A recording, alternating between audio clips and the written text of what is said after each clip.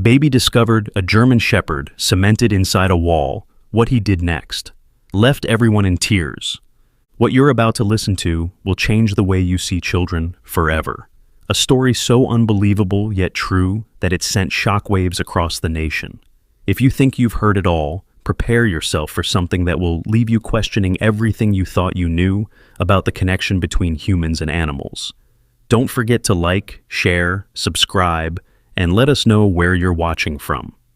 The whispers started on a Tuesday. 5-year-old Liam Carter sat bolt upright in his bed, his tiny hands clutching his dinosaur-printed blanket. The digital clock on his nightstand blinked 2:17 a.m., its red glow the only light in the otherwise pitch-black room.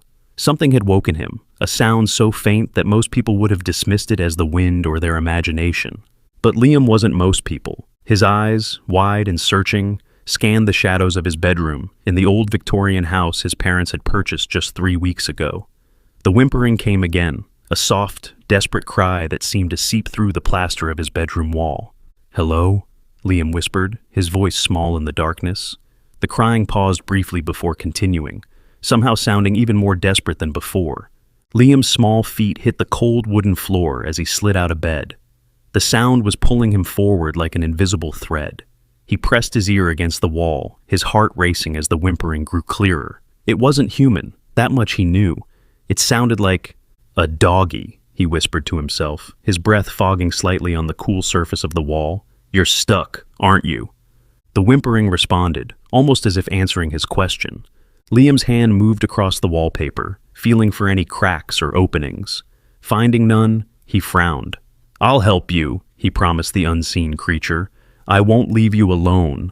Morning light streamed through the kitchen windows as Olivia Carter flipped pancakes while her husband Daniel poured coffee into matching mugs.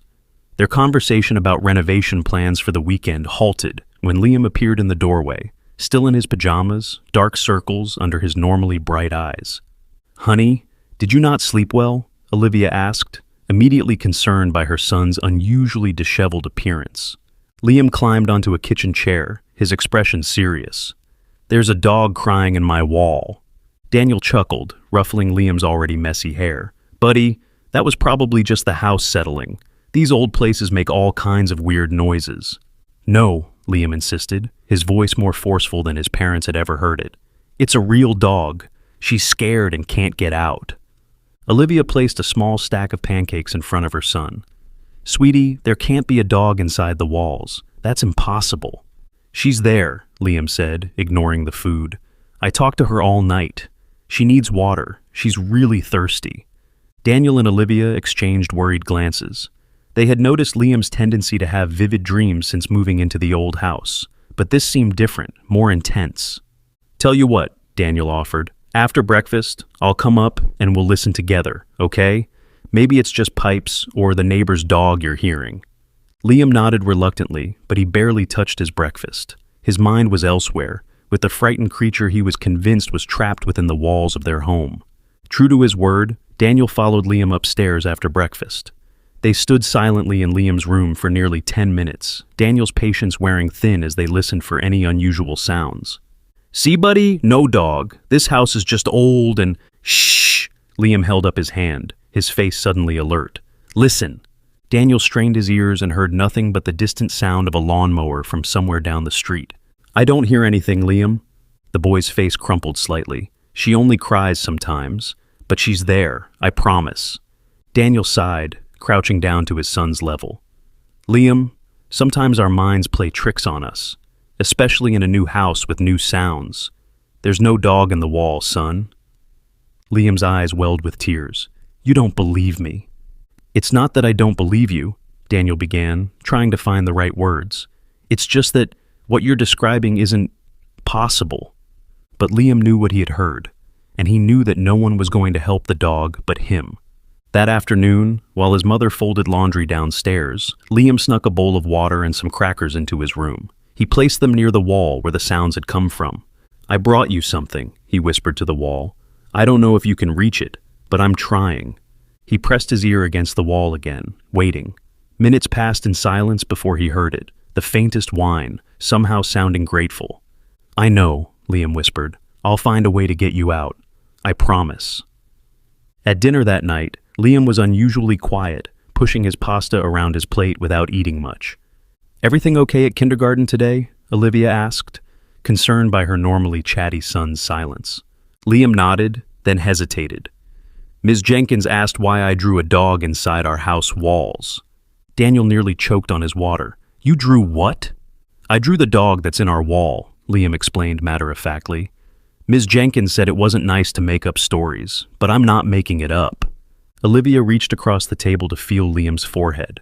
"Are you feeling all right, sweetie? No fever?" "I'm not sick," Liam insisted, frustration evident in his voice. "Why won't anyone believe me?" "Because, honey," Daniel said gently, "dogs don't live inside walls. It's just not possible."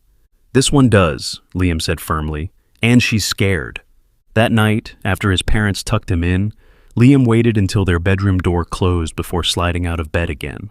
The whimpering had grown fainter, which worried him more than the louder cries from the previous night. "Don't give up," he whispered urgently to the wall. "I'm going to help you. Just hold on."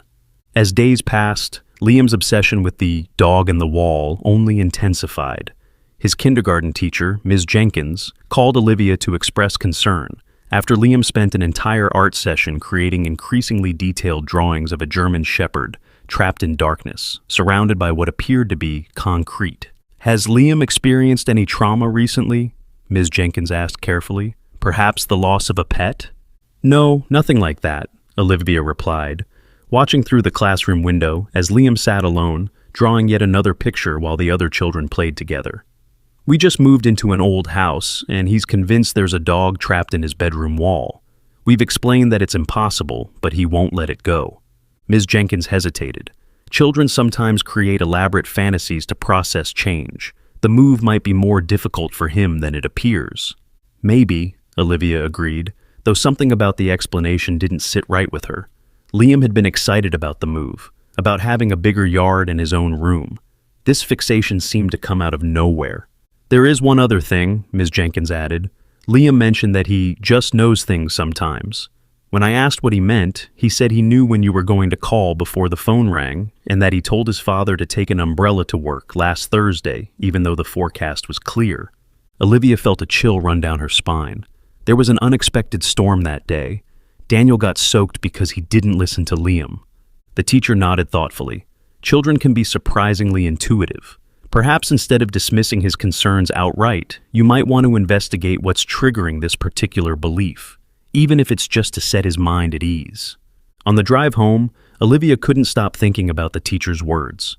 It was true that Liam sometimes seemed to know things he shouldn't, little things that most people would dismiss as coincidence. The phone calls, the weather predictions, the time he'd woken up crying about his grandmother falling, only for them to receive a call an hour later that she'd broken her hip. Could this somehow be related? The thought was unsettling. When they arrived home, Liam immediately ran upstairs to his room, calling out to the wall before Olivia even had a chance to follow him. "I'm back. Are you okay? I thought about you all day." Olivia stood in the doorway, watching as her son pressed his ear against the wall, his face a mixture of concern and concentration. "Liam, honey," she began carefully, "I want to understand about this dog. Can you tell me more about what you hear?" Liam looked at her suspiciously, as if trying to determine whether she was genuinely interested or just humoring him. Finally, he waved her over.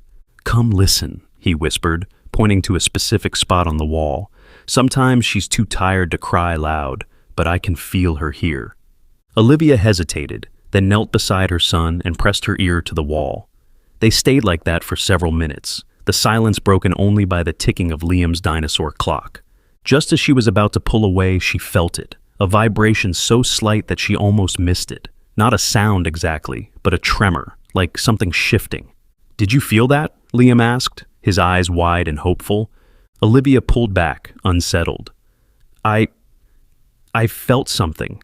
But Liam, it could be anything. Pipes, the house settling. "It's her," Liam insisted. "She's running out of time." That night, Olivia couldn't sleep. She found herself in the kitchen at midnight, searching online for information about the house they'd purchased.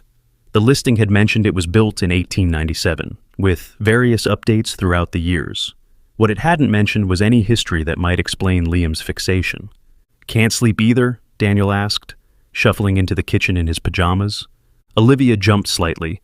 I'm just doing some research. On what?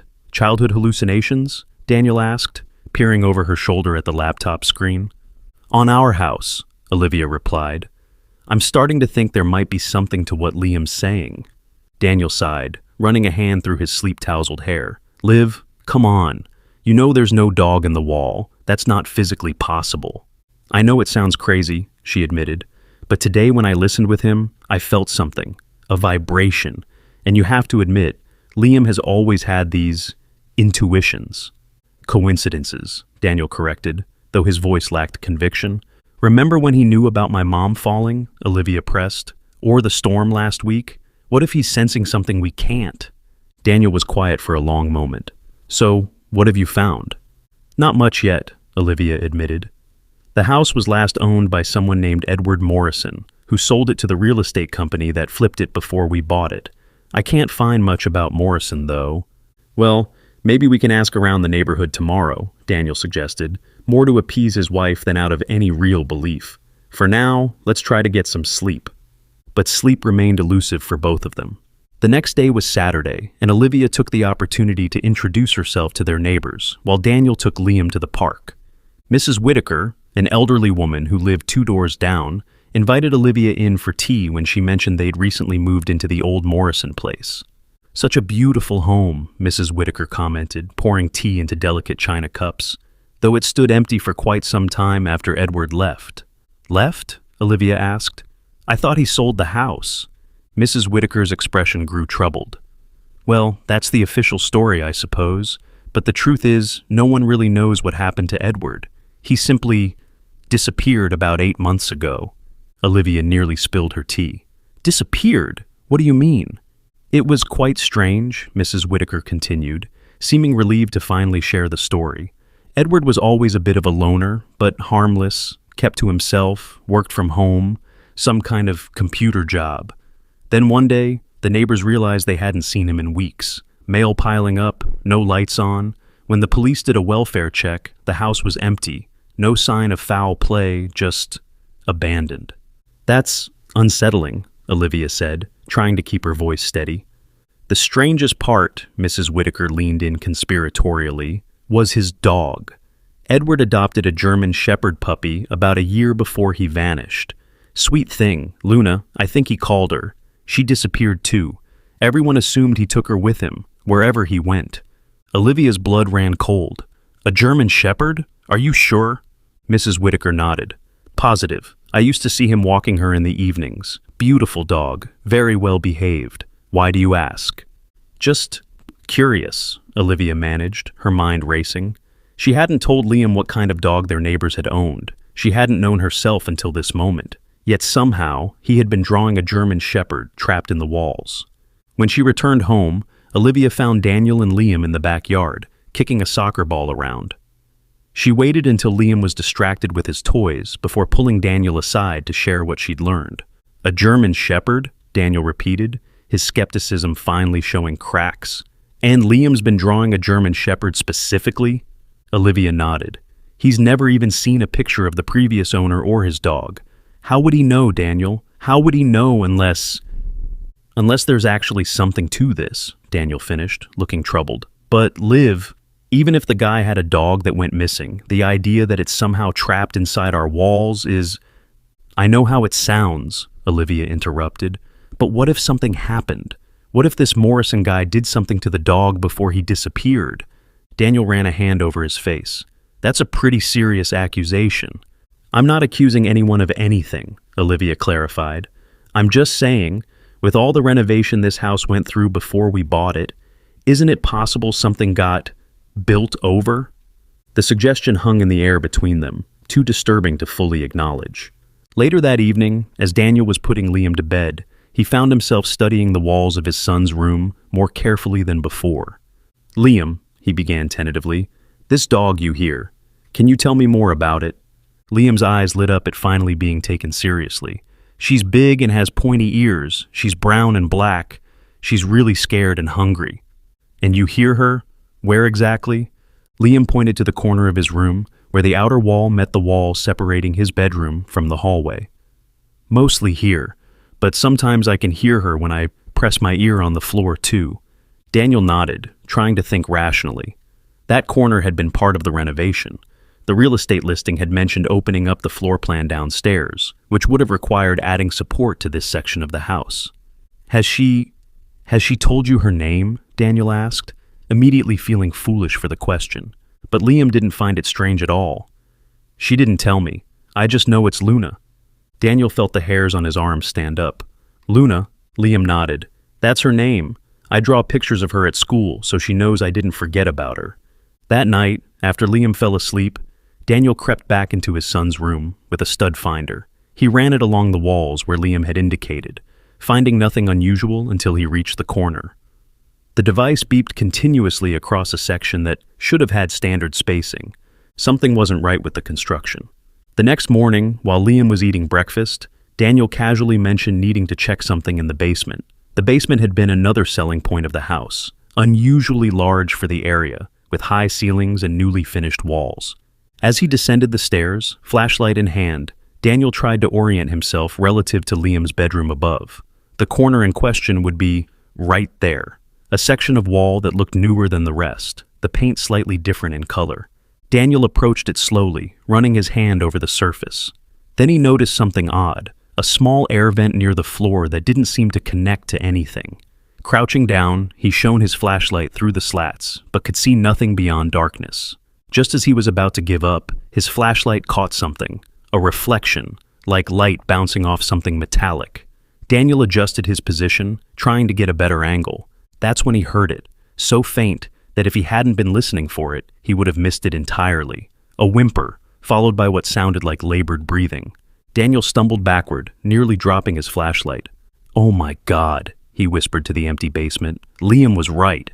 While construction workers were renovating the basement for the real estate company, they discovered something unusual hidden in a crawl space, a collection of journals belonging to Edward Morrison, the previous owner.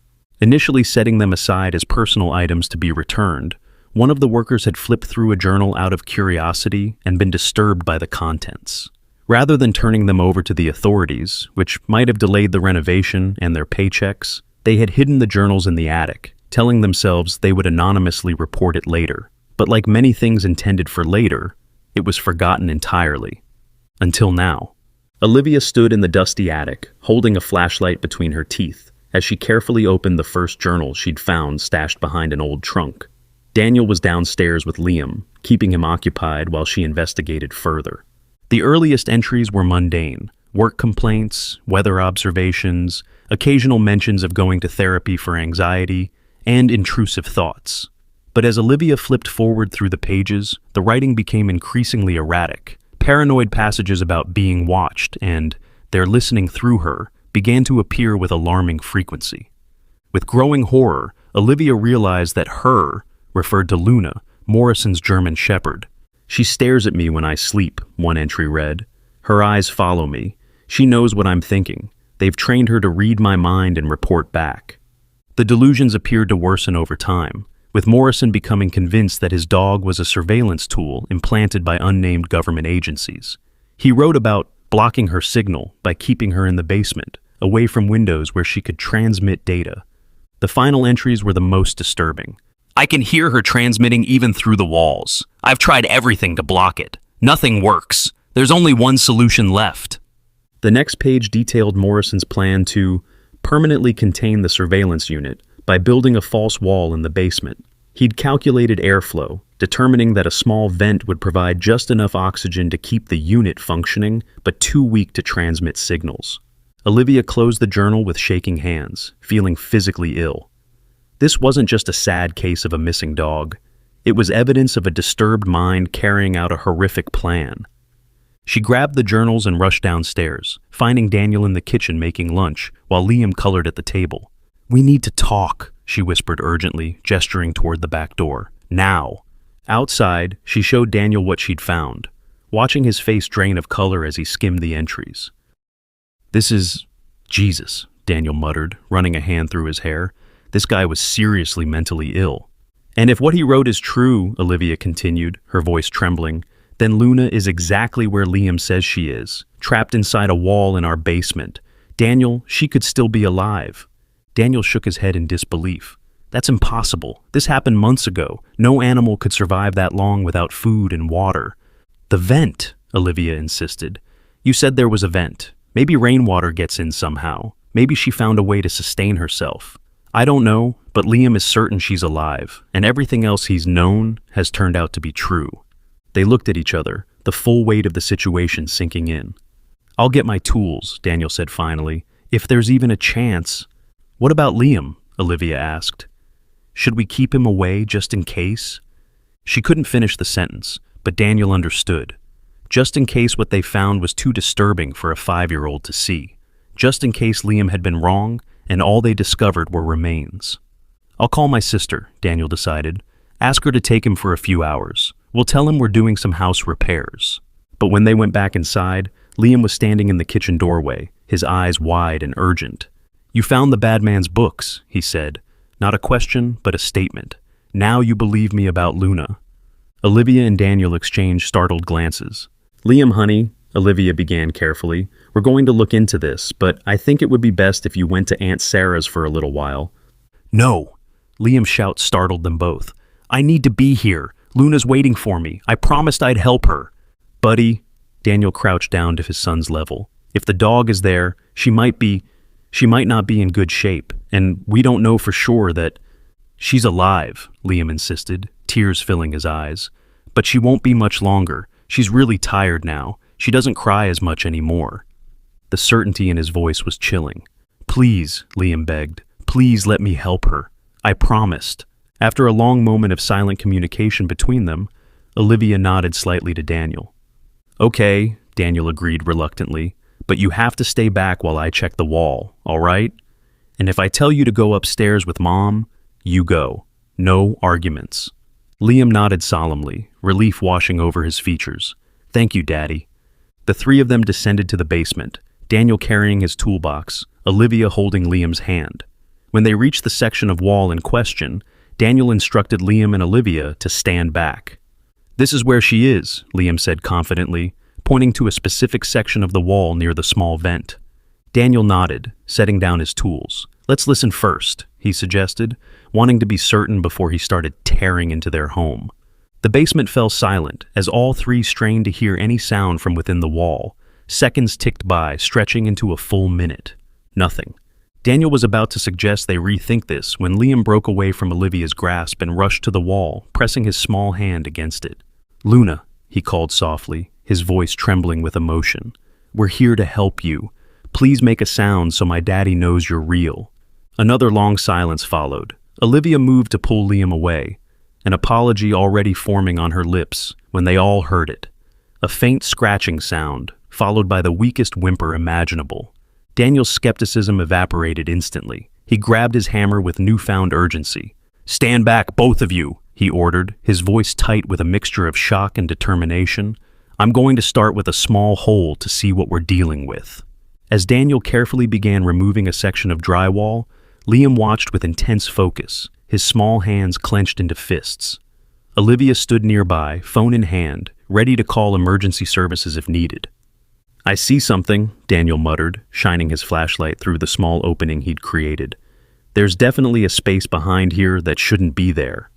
He worked faster now, enlarging the hole until it was about a foot square. The beam of his flashlight revealed a narrow chamber, crudely constructed between the original foundation and the newer wall. And there, huddled in the far corner, was a shape. Oh my God, Daniel breathed, his voice barely audible. Fur, matted, filthy fur, and the slight rise and fall of breathing. Luna was alive. Daniel worked frantically now, tearing at the drywall with renewed purpose. As the opening grew larger, the full horror of the situation became clear. Luna wasn't just trapped behind a wall. She had been deliberately sealed into a tiny chamber, barely large enough for her to turn around in. The space was a prison, with just enough room for the dog to exist but not live. Olivia, call a vet. Now, Daniel ordered, his voice shaking with a mixture of shock and anger. But Liam was already moving forward, his small body slipping past his father before either parent could stop him. Liam, wait! Olivia cried out. but the boy had already dropped to his knees in front of the opening. "Luna," he whispered, extending his hand toward the frighteningly still form. "I told you I'd find you." The German shepherd's head lifted slightly at the sound of his voice, her eyes sunken deep into a skeletal face, struggling to focus. When Liam's scent reached her, something remarkable happened. Her tail, little more than bone covered with fur, thumped weakly against the concrete floor. "Be careful, Liam," Daniel warned, ready to pull his son back at the first sign of aggression. A trapped, starving animal could be dangerous, especially around a child. But Luna showed no signs of aggression. Instead, she made a feeble attempt to crawl toward Liam, her emaciated body trembling with the effort. Liam turned to his parents, tears streaming down his face.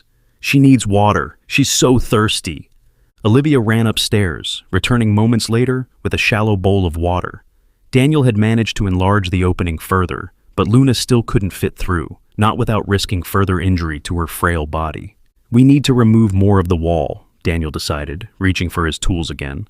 "The vet is on the way," Olivia reported, her phone clutched tightly in her hand. "Dr. Rebecca Martinez. She said she'll be here in 15 minutes. Liam hadn't moved from his position by the opening. He'd taken the water bowl from his mother and was now holding it so Luna could reach it. The dog lapped weakly at the water, her tongue dry and cracked. "Not too much at once," Olivia cautioned, remembering something she'd read about refeeding syndrome in starvation cases. "Small sips, honey." Liam nodded, pulling the bowl back slightly when Luna tried to drink too eagerly. "It's okay," he soothed. "There's more, I promise." The sound of a car pulling into their driveway broke the tension. Olivia rushed upstairs to let the veterinarian in, while Daniel continued carefully removing sections of the wall. Dr. Martinez was a short woman with kind eyes and a no-nonsense demeanor. She followed Olivia down to the basement without wasting time on pleasantries, her medical bag clutched tightly in her hand. "Where's the—" Her question died on her lips as she took in the scene. A half-demolished wall, a skeletal dog visible through the opening, and a small boy whispering reassurances to the animal. "Sweet mercy," she breathed, setting down her bag and kneeling to assess the situation. "How long has she been in there?" "We're not sure," Daniel answered, wiping sweat from his brow. "At least a couple of months, based on when the previous owner disappeared." Dr. Martinez's eyes widened. "Months? That's impossible. No dog could survive that long without food and water." "There's a vent," Olivia pointed out, "and we think water might have gotten in somehow during rainstorms. We found journals. The previous owner was mentally ill. He believed the dog was spying on him." The vet's expression hardened. "Well, I'll need to examine her properly once we get her out. But I can tell you already that this is one of the worst cases of animal cruelty I've ever seen." She turned her attention to Liam, who hadn't taken his eyes off Luna. "You must be the one who found her," she said gently. Liam nodded. "I heard her crying in the walls. Nobody believed me at first." "Well, I believe you now," Dr. Martinez said, her tone serious. "And you've probably saved her life. I'm going to help your dad get her out, and then we'll take good care of her, okay?" Liam nodded again, reluctantly moving back to give the adults room to work. Olivia put her arm around his shoulders, pulling him close. "You did it, honey," she whispered. "You really did it." With Dr. Martinez's guidance, Daniel removed enough of the wall to create an opening large enough for Luna to pass through. The vet prepared a makeshift stretcher using a blanket Olivia had brought down.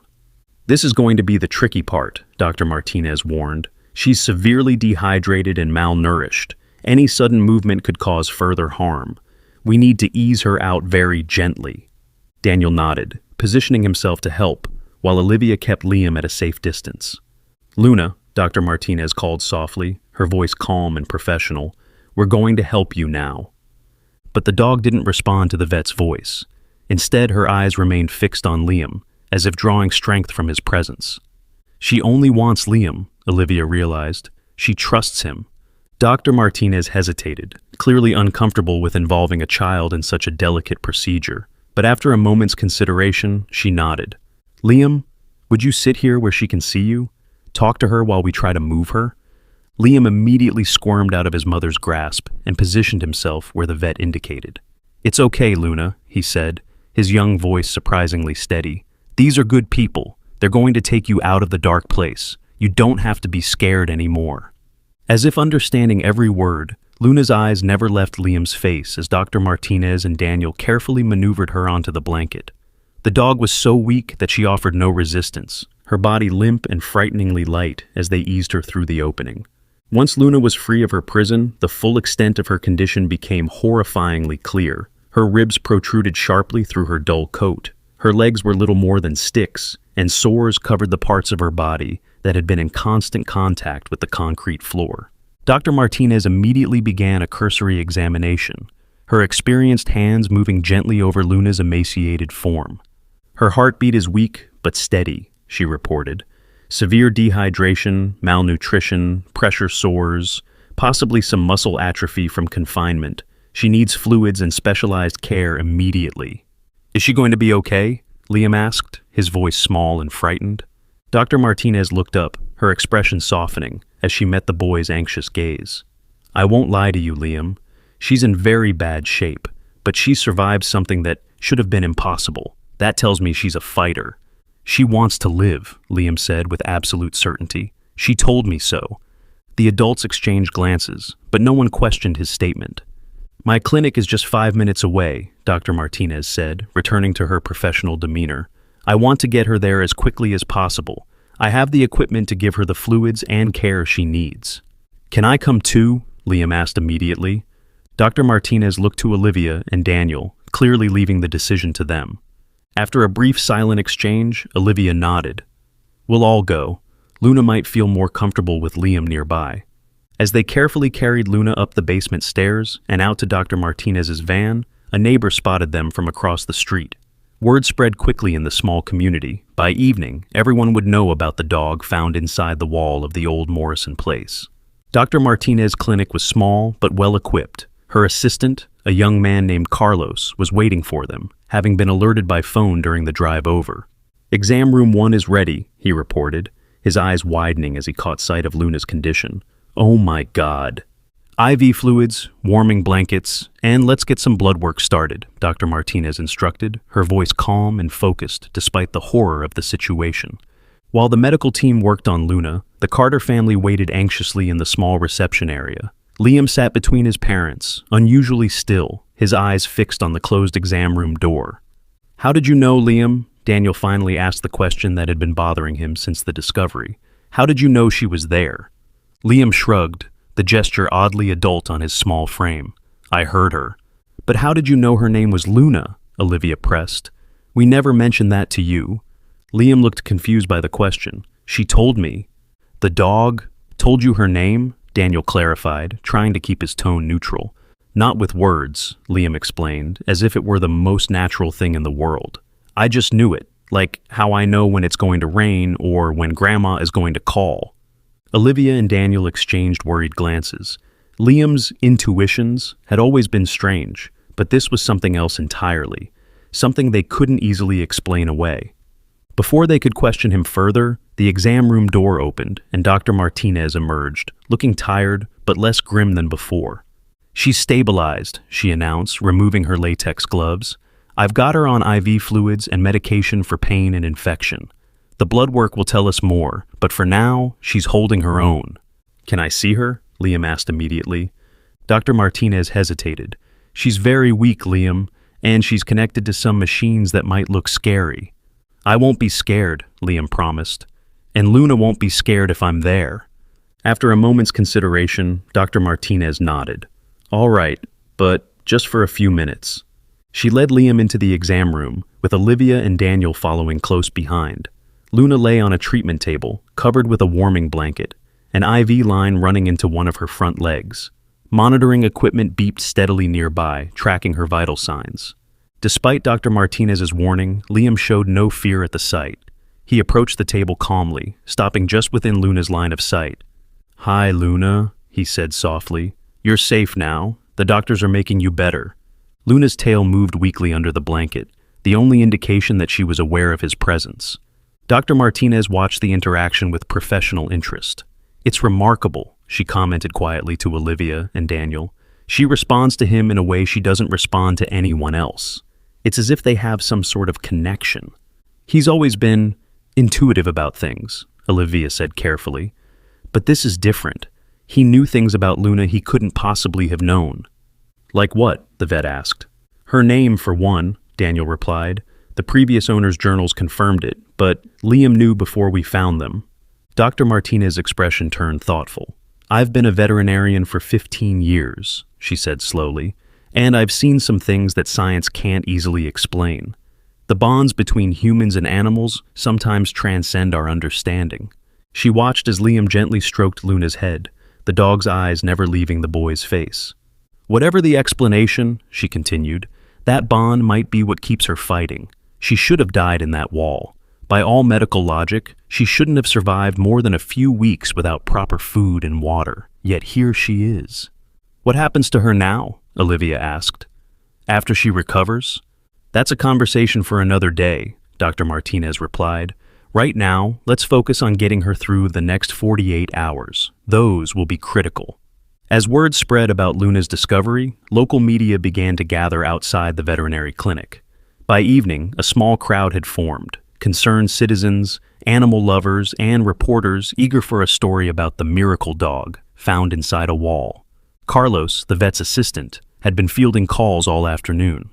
Channel 7 wants to do a live segment for their evening news, he reported, and the Pineville Gazette is sending a reporter over. Dr. Martinez sighed, running a hand through her hair. I suppose we shouldn't be surprised. It's not every day a 5-year-old boy discovers a dog entombed in a wall.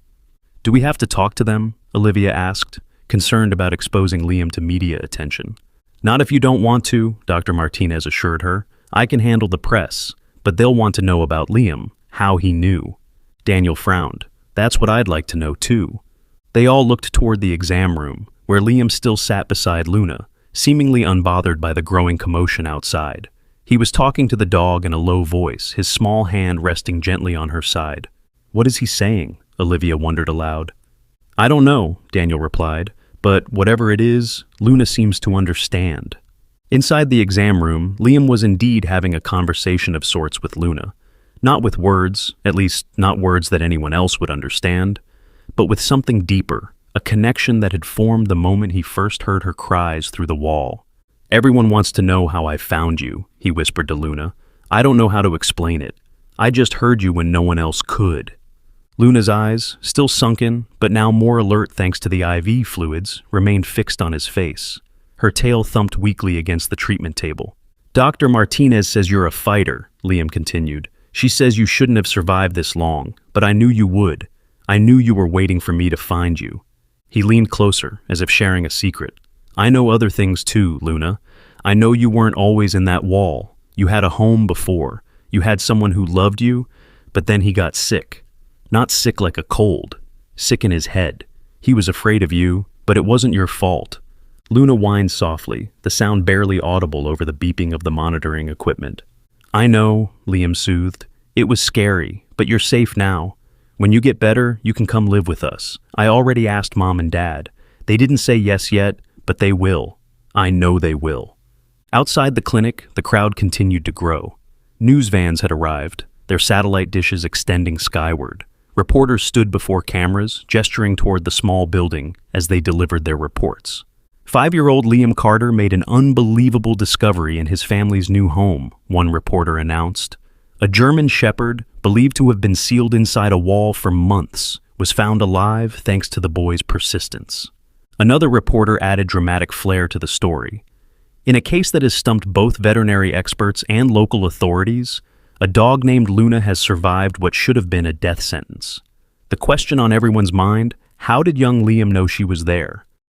Inside, Dr. Martinez returned to check on Luna's vital signs. Her numbers are improving, she reported, adjusting the IV flow, but she's still not out of danger. The next 24 hours will be crucial. Can she stay here overnight? Olivia asked. Absolutely. I'm planning to stay with her myself, Dr. Martinez replied. She'll need constant monitoring. What about Liam? Daniel asked quietly, nodding toward their son, who was beginning to show signs of exhaustion after the emotionally draining day. Olivia crouched beside Liam.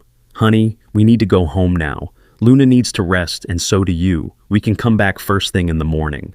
Liam's face crumpled. But what if she needs me during the night? Dr. Martinez will take excellent care of her, Olivia assured him. And if anything changes, she'll call us right away. Promise you'll call? Liam asked the veterinarian directly. I promise, Dr. Martinez said solemnly, no matter what time it is. Reluctantly, Liam stood to leave, but not before leaning close to Luna one last time. I'll be back tomorrow, he whispered. Keep fighting. As the Carter family prepared to depart, they faced another challenge, navigating through the crowd of reporters and onlookers gathered outside. I didn't expect all this, Daniel muttered, peering through the blinds at the media circus. We don't have to talk to them, Olivia reminded him. We can just say no comment and keep walking. But when they stepped outside, Liam surprised them by stopping in front of the cameras. His small face was serious, his voice clear and determined as he made a simple statement. Luna's going to get better. She just needs time. The reporters immediately began shouting questions. How did you know she was in the wall, Liam? Did you hear her barking? Do you have some special connection with animals? But Liam simply repeated, she's going to get better, before allowing his parents to lead him to their car. As they drove home in the gathering dusk, Liam fell asleep in his car seat, exhausted by the day's events. Olivia turned to look at her sleeping son, her expression a mixture of pride and concern. What do we do now? She asked Daniel quietly. I don't know, he admitted. This is all beyond anything I ever expected to deal with as a parent. He saved her life, Olivia said. However he knew, whatever this connection is between them, he saved her when no one else could. Daniel nodded, his hands tightening on the steering wheel. I know, and I'm proud of him. I just wish I understood how he knew. Maybe we don't need to understand it, Olivia suggested. Maybe we just need to accept that Liam has a gift. As they pulled into their driveway, Daniel sighed. A gift, or something else entirely. That night, as Liam slept peacefully for the first time since they'd moved into the house, Olivia and Daniel lay awake, their thoughts racing with questions that had no easy answers. If Liam could somehow sense Luna's presence, what else might he be sensing that they couldn't? And what did it mean for their son's future? Have you ever had an unexplainable connection with an animal? A moment when you just knew what they were feeling? Share your story below. The next 48 hours were the most critical in Luna's fight for survival. Dr. Martinez worked tirelessly, monitoring the German Shepherd's condition around the clock. She'd treated countless animals throughout her career, but none had affected her quite like Luna. The dog's will to live defied all medical logic. Her condition should have been fatal, she explained to Olivia and Daniel when they brought Liam to the clinic the following morning. The level of starvation and dehydration she experienced, I've never seen an animal survive that. Liam had barely spoken since waking up, his focus entirely on getting back to Luna. Now, as they entered the treatment room, his face lit up at the sight of the German Shepherd. Luna looked marginally better than the previous day. The eye fluids had helped rehydrate her, making her sunken eyes slightly more alert. When she caught sight of Liam, her tail thumped weakly against the treatment table. She was restless all night, Dr. Martinez told them, but she calmed down about an hour ago, almost as if she knew you were coming. Liam nodded, unsurprised. She was waiting for me. He pulled a small chair up to the treatment table and climbed onto it, positioning himself where Luna could see him without having to move her head. Then he simply sat there, one hand gently resting on her bony shoulder, occasionally whispering words too soft for the adults to hear. Dr. Martinez observed the interaction with growing interest. I'd like to try something, she said after a few minutes. A small test, if you don't mind. When Daniel and Olivia nodded their permission, she continued. I need to give Luna her medication, but she's been resistant to anyone touching her. Would you mind stepping out for a moment while I try with Liam here? Once the parents had left the room, Dr. Martinez prepared a syringe with pain medication. Normally, Luna gets anxious when I approach with medication, she explained to Liam. Can you keep talking to her while I do this? Liam nodded solemnly and leaned closer to Luna. The doctor needs to give you medicine to help you feel better, he whispered. It might hurt a little, but then you'll feel better. I promise. As Dr. Martinez approached with the syringe, Luna's eyes remained fixed on Liam. When the needle pierced her skin, she didn't flinch or growl. She simply continued watching the boy, completely calm despite the discomfort. Remarkable, Dr. Martinez murmured. Absolutely remarkable. After completing her examination, she invited Olivia and Daniel back in. Luna's responding to treatment better than I expected, she reported. Her blood work still shows significant abnormalities, but her vital signs are stabilizing. Does that mean she'll recover? Olivia asked hopefully. It's still too early to make promises, Dr. Martinez cautioned, but she's fighting hard, and she seems to draw strength from Liam's presence. Can I stay with her today? Liam asked immediately. The adults exchanged glances. You have school, buddy, Daniel reminded him gently. Liam's face fell. But Luna needs me. Actually, Dr. Martinez interjected, Luna does seem to respond better when Liam is here. Her heart rate is more stable, and she's more willing to accept treatment. If it's not too much trouble, having him visit after school might actually aid in her recovery. I don't mind bringing him, Olivia offered. I can work remotely for a few days. And so a routine was established. Liam would go to school in the morning, with Olivia picking him up directly afterward and bringing him to the clinic where he would spend hours sitting with Luna. Daniel would join them after work, and the family would finally head home after Luna had been settled for the night. Day by day, Luna's condition improved. The IV fluids restored her hydration, and she gradually began accepting small amounts of specialized food. Her body remained skeletal, but her eyes grew more alert, and she started responding to simple commands from Dr. Martinez, though only when Liam was present. Word of Luna's miraculous survival spread far beyond their small town. Animal lovers from across the country followed her progress online, where Dr. Martinez had begun posting daily updates. Local news stations featured regular segments on the miracle dog and the boy who saved her. Donations poured in to cover Luna's medical expenses, with the excess being directed to a fund for other abused animals. 5 days after her rescue, Luna attempted to stand for the first time. Liam was sitting in his usual spot beside her treatment table when she suddenly lifted her head, her gaze focused intently on the boy's face. "What is it, girl?" he asked softly. In response, Luna struggled to pull her legs underneath her body. Her limbs trembled with the effort, weakened muscles protesting after months of disuse. "Dr. Martinez!" Liam called out, his voice urgent but controlled. "Luna's trying to get up." The veterinarian rushed in, with Olivia close behind. They watched in amazement as Luna, with agonizing slowness, pushed herself into a standing position. Her legs trembled violently, threatening to buckle at any moment, but she remained upright, her eyes never leaving Liam's face. "Good girl," Liam whispered, tears streaming down his cheeks. "I knew you could do it." Luna stood for nearly 30 seconds before her strength gave out, and she collapsed back onto the treatment table. But the milestone was significant, a clear sign that her will to recover remained strong. "This is incredible progress," Dr. Martinez said, quickly checking Luna's vital signs. Most dogs in her condition wouldn't even attempt to stand for weeks. That evening, as news of Luna's achievement spread, the clinic received a visitor, Detective James Wilson from the Pineville Police Department. "I'm here about the dog case," he explained to Dr. Martinez, "and the disappearance of Edward Morrison." After being briefed on Luna's condition, Detective Wilson asked to speak with the Carter family. "I understand you found some journals in your house?" he asked, once they were seated in Dr. Martinez's small office. Olivia nodded. "In the attic. We've given them to the police already." "Yes, I've reviewed them," the detective confirmed. "They paint a disturbing picture of Morrison's mental state, but there are still unanswered questions about his disappearance." He turned his attention to Liam, who sat quietly between his parents. "Liam, I know this might seem like a strange question, but has Luna told you anything about what happened to her owner?" Olivia stiffened. "Detective, he's 5 years old. I don't think—" "It's okay, Mom," Liam interrupted, his expression serious beyond his years. "Luna doesn't like to talk about the bad man much, but she knows he's not coming back." Detective Wilson leaned forward slightly. "How does she know that, Liam?" Liam hesitated, his gaze dropping to his hands. "She says he was sorry for what he did to her. He cried a lot after he put her in the wall. Then one day he just went away and never came back." A chill settled over the room at the child's words. "Liam," Detective Wilson said carefully, "do you know where Edward Morrison went?" Liam looked up, his eyes unnervingly direct. "To the place with the big trees, where he used to take Luna for walks. That's where he decided to go to sleep forever." Daniel's face paled. "Liam, how could you possibly know that?" "Luna showed me," Liam said simply, "in my dreams." Detective Wilson made a note in his small notebook.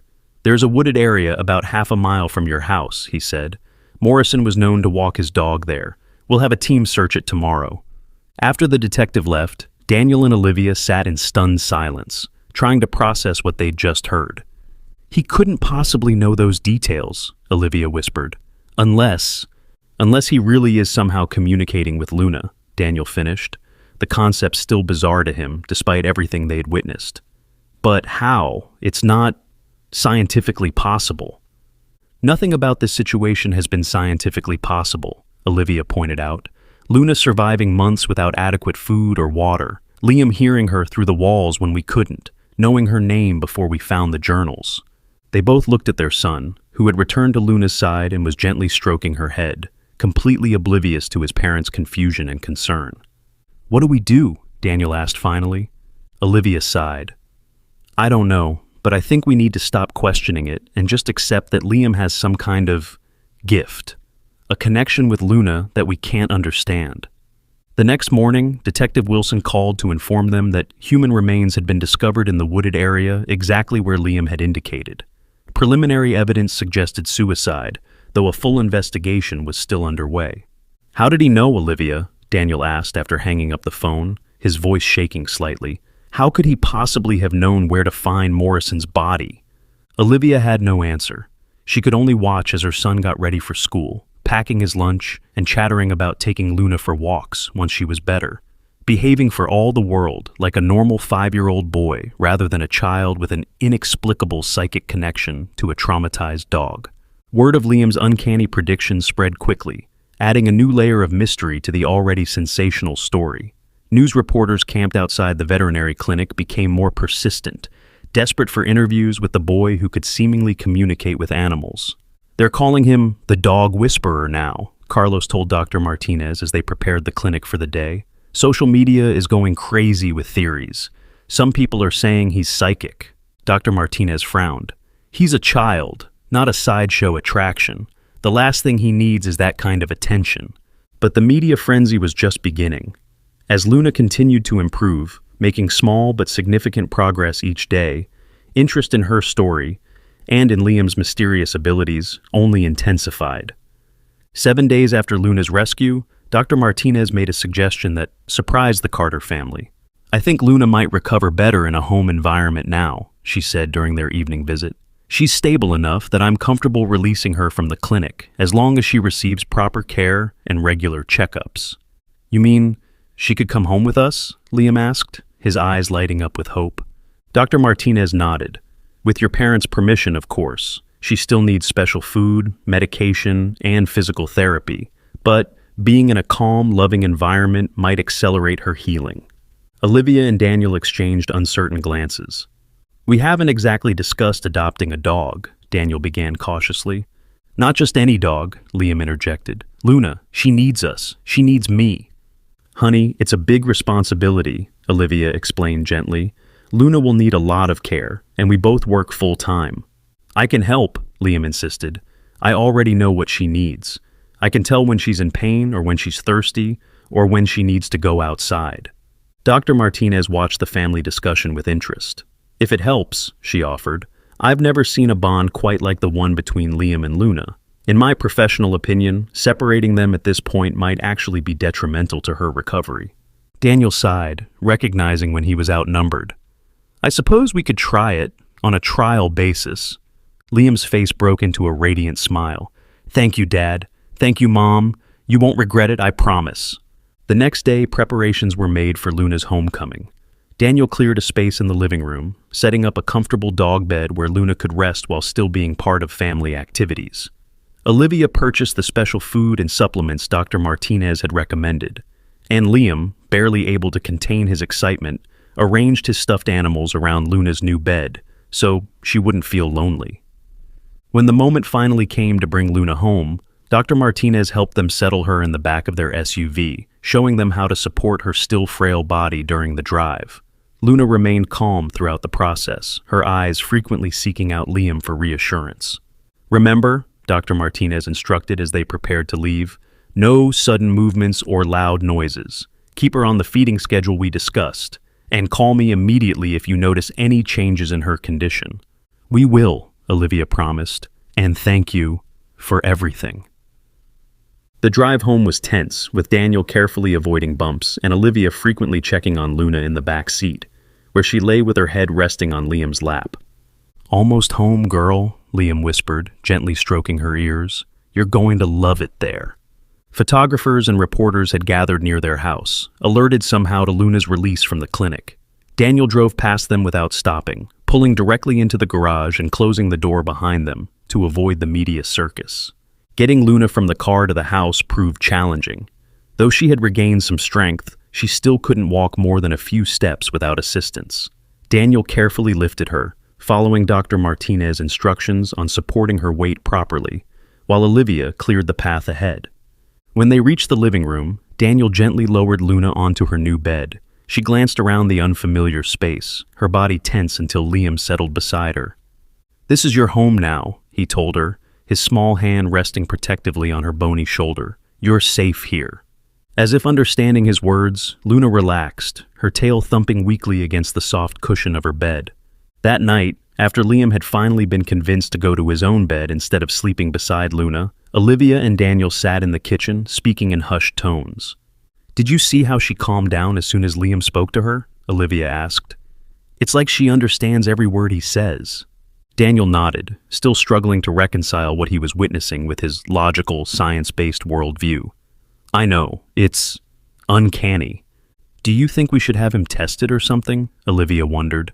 "Maybe there's a scientific explanation for this connection he has with Luna." "What kind of test would even apply to this situation?" Daniel countered. "It's not like there's a standard protocol for determining if your 5-year-old son is psychically linked to a German shepherd." Olivia managed a small smile at that. "When you put it that way, it does sound ridiculous." "Maybe we should contact that researcher Dr. Martinez mentioned," Daniel suggested. "The one who studies human-animal communication. Dr. Reed, I think his name was." "Maybe," Olivia agreed, though she sounded uncertain. "I just don't want Liam to become some kind of research subject. He's already getting so much attention from the media." Their conversation was interrupted by a sound from the living room, a soft whine followed by restless movement. They hurried to check on Luna, finding her attempting to stand, her legs trembling with the effort. "Luna, stay down," Olivia urged gently. "You need to rest." But the dog ignored her, continuing her struggle until she was on her feet, swaying slightly but determined. She took one shaky step toward the hallway, then another. "What is she doing?" Daniel whispered, not wanting to startle the dog. "I think she's looking for Liam," Olivia realized. "Should we stop her? Dr. Martinez said she shouldn't overexert herself."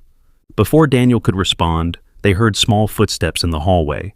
Liam appeared, rubbing his eyes sleepily. "Luna?" he called softly. "What are you doing up?" The German shepherd froze at the sound of his voice, her entire body seeming to relax. But instead of lying back down, she continued her painstaking journey toward the boy, each step clearly requiring immense effort. When she finally reached him, Luna pressed her head against Liam's chest, a small whimper escaping her. "It's okay," Liam soothed, wrapping his arms around her neck. "I'm here. You don't have to be afraid." Olivia and Daniel watched in amazement as their son guided the dog back to her bed, speaking to her in low, reassuring tones. Luna followed him obediently, settling down only when Liam sat beside her, his small hand resting on her side. "She had a bad dream," Liam explained to his parents, "about the dark place in the wall. She was afraid I wouldn't find her again." Daniel opened his mouth to question how Liam could possibly know that, then closed it again. At this point, questioning his son's insights seemed pointless. "Do you want to sleep out here with her tonight?" Olivia asked, recognizing that separating the two might be more disruptive than beneficial. Liam nodded gratefully. "Just for tonight, so she knows she's not alone." Olivia brought a pillow and blanket from Liam's room, helping him make a comfortable spot beside Luna's bed. Within minutes, both boy and dog were asleep, Luna's breathing deep and even for perhaps the first time since her rescue. As news of Luna's homecoming spread, Dr. Elena Martinez faced increasing requests for interviews about the case. Initially reluctant to discuss her patients publicly, she eventually agreed to a brief statement for the local news, hoping to redirect some of the attention away from Liam and toward the broader issue of animal cruelty. "Luna's case is extraordinary," she told the reporter, "both the cruelty she endured and her miraculous survival. But what's most remarkable to me, as a veterinarian, is the connection she shares with Liam Carter. In 30 years of practice, I've never witnessed anything quite like it. Would you describe it as a psychic connection? The reporter pressed. Dr. Martinez chose her words carefully. I would describe it as a profound bond that transcends our current scientific understanding. Whether you call that psychic, intuitive, or simply a unique form of empathy is less important than the healing effect it's having on Luna. When asked about Luna's prognosis, Dr. Martinez remained cautiously optimistic. She has a long road ahead, but her progress so far has defied all medical expectations. If any dog can make a full recovery from such trauma, it's Luna.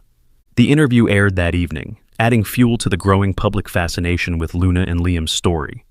Social media buzzed with theories and debates, some praising the boy's special gift, while others sought scientific explanations for the apparent connection.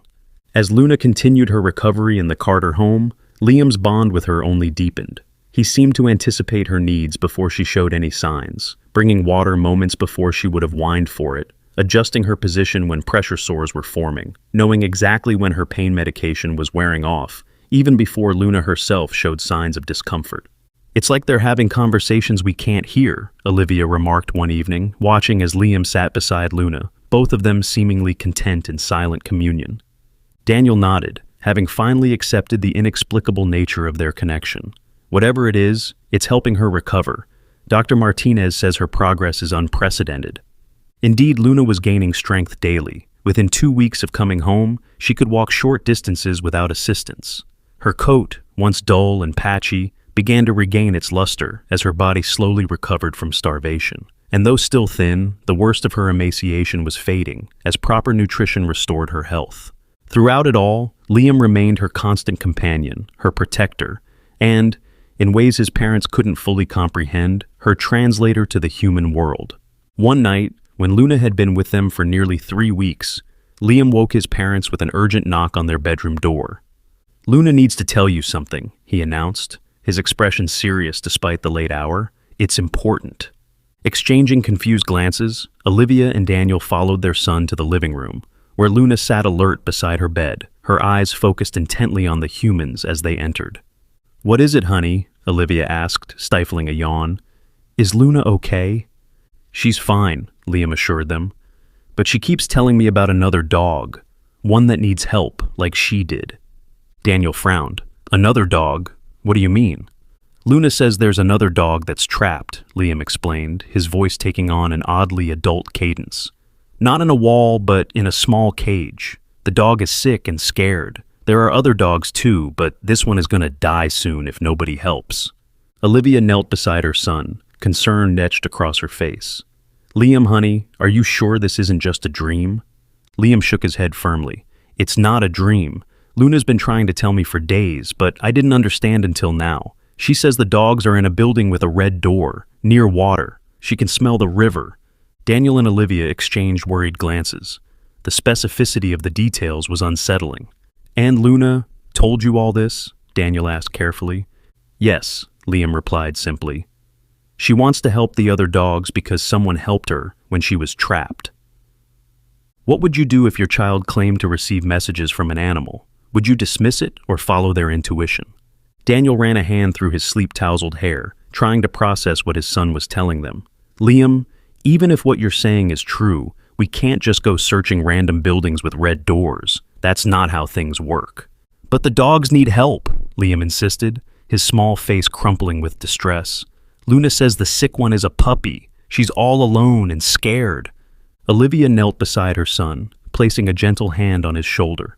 "Honey, we believe that you believe this, but we can't call the police based on what a dog told me," Liam finished, his expression unnervingly adult. "You didn't believe me about Luna either, not until Dad found her." The words landed like a physical blow. Daniel and Olivia exchanged guilty glances, both remembering how they had dismissed Liam's persistent claims about a dog in the wall. "That's not fair, Liam," Daniel began, but stopped when he saw Luna rise shakily to her feet and move to stand beside the boy, as if lending her support to his argument. "Maybe we could compromise," Olivia suggested after a moment. "We'll tell Detective Wilson about your feeling. He's already familiar with the situation. If he thinks it's worth investigating, then that's his decision. Liam considered this, his gaze dropping to Luna as if seeking her opinion. After a moment, he nodded reluctantly. Okay, but we need to tell him soon. The puppy's really sick. Detective Wilson, to his credit, didn't immediately dismiss the information when Daniel called him the next morning. After the discovery of Edward Morrison's remains exactly where Liam had indicated, the detective had developed a healthy respect for the boy's unusual insights. I can't launch a full investigation based solely on this, he explained when he stopped by the house later that day, but I can keep an eye out. Do we have any more specific details about this location? A building with a red door near the river describes quite a few places. Liam, who had been listening intently, turned to Luna. The German Shepherd was lying on her bed, her gaze fixed on the human's conversation. For several seconds, boy and dog seemed locked in silent communication. Luna says it smells like fish, Liam announced finally, and like the medicine Dr. Martinez gives her, the strong-smelling one. Antiseptic? Detective Wilson guessed, jotting notes in his small notebook. Liam nodded. And she says there's a sound, like a big machine that goes on and off. A generator, maybe, the detective mused. That could narrow it down. Abandoned factories along the riverfront would fit that description. Several of them were shut down years ago when the manufacturing sector collapsed. Will you look? Liam asked, his eyes wide and pleading. Today? Detective Wilson hesitated. I'll see what I can do, but I can't promise anything, Liam. I need more to go on than just a feeling. It's not just a feeling, Liam insisted. Luna knows. She can feel the other dog's pain. The detective's expression softened. I understand this is important to you. I'll make some calls, see if there have been any reports of suspicious activity along the riverfront. That's the best I can do for now. After Detective Wilson left, Liam retreated to Luna's side, his expression troubled. Olivia found them like that an hour later, the boy curled against the dog's still thin body, both apparently asleep. But when she approached, Liam's eyes opened. The detective isn't going to help, is he? He asked quietly. Olivia sighed, sitting beside her son. He wants to, honey, but police need evidence before they can investigate something. They can't just search buildings because someone has a feeling. Even if that feeling is right, Liam challenged. Even then, Olivia confirmed gently, that's how the law works. It's to protect people's rights. Liam was quiet for a long moment, his small hand absently stroking Luna's coat. What if we found the place ourselves? Then we could tell the police exactly where to look. Alarm flashed across Olivia's face.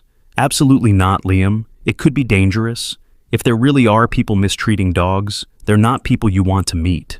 But the puppy's going to die, Liam whispered, tears welling in his eyes. I promised Luna we'd help. Olivia pulled her son into a hug, feeling his small body shake with suppressed sobs. I know you want to help. That's because you have a good heart. But sometimes, even when we want to fix everything, we have to accept that we can't. But Liam wasn't ready to accept that. Not when he could feel the urgency of Luna's silent pleas, the desperate need to save others from suffering the fate she had nearly endured. That night, after his parents had gone to bed, Liam slipped out of his room and back to Luna's side. The German Shepherd was awake, as if she'd been waiting for him. They won't help, Liam whispered, burying his face in Luna's fur. I tried, but they don't understand. Luna whined softly, nudging Liam's hand with her nose. I know, the boy agreed, as if responding to a spoken comment. But I don't know how to find the place without help. For nearly an hour, boy and dog remained locked in their silent communion, Liam occasionally whispering responses to Luna's unheard suggestions. Finally, he nodded, a look of determination settling over his young features. Okay, we'll try it your way. The next morning, Liam was unusually quiet during breakfast. When Olivia asked if he was feeling well, he simply nodded, pushing his cereal around the bowl without much interest. Are you still upset about yesterday? Daniel asked gently. Liam shrugged. I understand why the detective can't help. It's okay. Daniel and Olivia exchanged surprised glances at their son's apparent acceptance. That's very mature of you, buddy, Daniel said cautiously. Luna helped me understand, Liam explained, setting down his spoon. She says we just have to be patient. Later that morning, when Dr. Martinez arrived for Luna's checkup, she found the German Shepherd stronger than she had expected. Her progress is remarkable, the veterinarian commented, examining Luna's healing pressure sores. She's gaining weight at a healthy rate, and her blood work is finally approaching normal ranges. She's been eating well, Olivia confirmed, and she's more active every day. Dr. Martinez nodded approvingly. I think we can start some light physical therapy now. Nothing strenuous, just gentle exercises to rebuild her muscle tone. Liam, would you like to learn how to help with this? Liam, who had been unusually subdued throughout the examination, perked up immediately. Yes, please. I want to help Luna get strong again. The vet spent the next half hour demonstrating simple stretches and movements that would help Luna regain her strength without overexerting her still recovering body. Liam watched with intense concentration, asking thoughtful questions that impressed even Dr. Martinez. He has quite a knack for this, she told Olivia as they watched Liam gently guiding Luna through a series of movements. Most children his age wouldn't have the cogence or gentleness required for rehabilitation work. He's always been an old soul, Olivia replied, watching her son with a mixture of pride and lingering concern. Sometimes I forget he's only 5. After Dr. Martinez left, promising to return in a few days, Liam continued working with Luna, his earlier melancholy apparently forgotten in the excitement of helping with her recovery. You're doing so well, he encouraged as Luna successfully completed a simple exercise. Soon you'll be strong enough to run and play like before. Luna's tail wagged enthusiastically at his praise, her dark eyes fixed adoringly on the boy's face. For the rest of the day, Liam remained unusually focused on Luna's physical therapy, guiding her through the exercises Dr. Martinez had taught them multiple times. By evening, Luna was visibly tired, but there was a new steadiness to her movements that hadn't been there before. Don't overdo it, honey, Olivia cautioned, as Liam prepared for one more session before dinner. Luna needs to rest, too. Just one more time, Liam promised. Luna says she feels stronger already. That night, after everyone had gone to bed, a soft scratching sound woke Daniel from a light sleep. Assuming it was Luna needing to go outside, he made his way drowsily to the living room, only to find it empty. Luna's bed, usually occupied by the recovering German Shepherd, was vacant. Alarm shot through Daniel, instantly banishing any remaining drowsiness.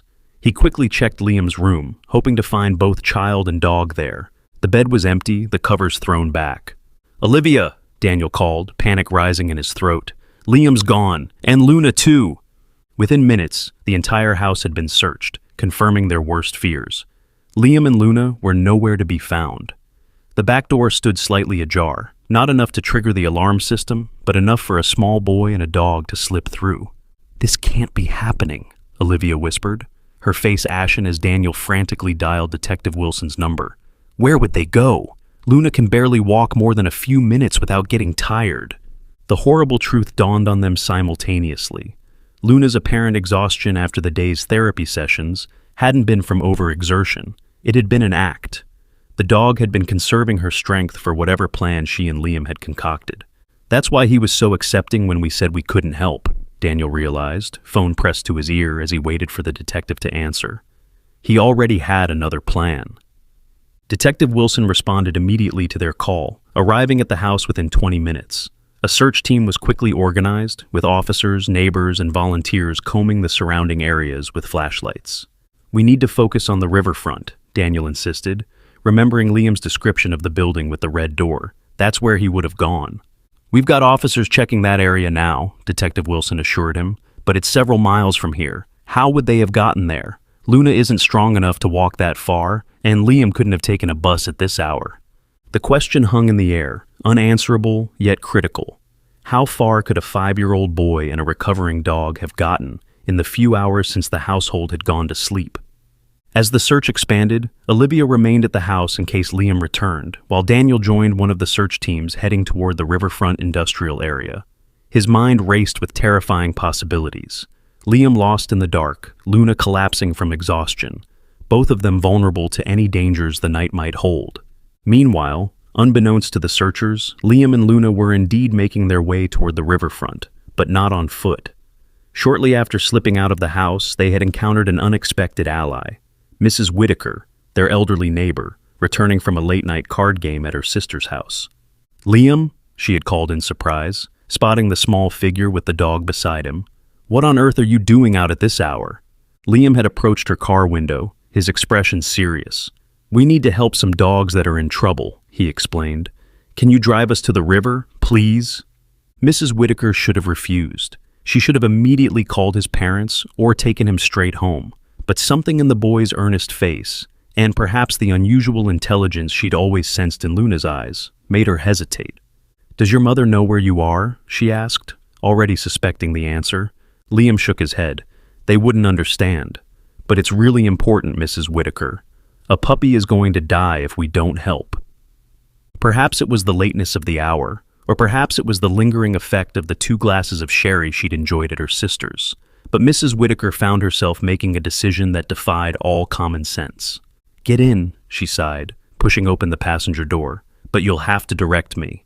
Now, as they approached the riverfront area, Mrs. Whitaker was beginning to regret her impulsive decision. The industrial zone was deserted at this hour, the abandoned factories looming like skeletal giants against the night sky.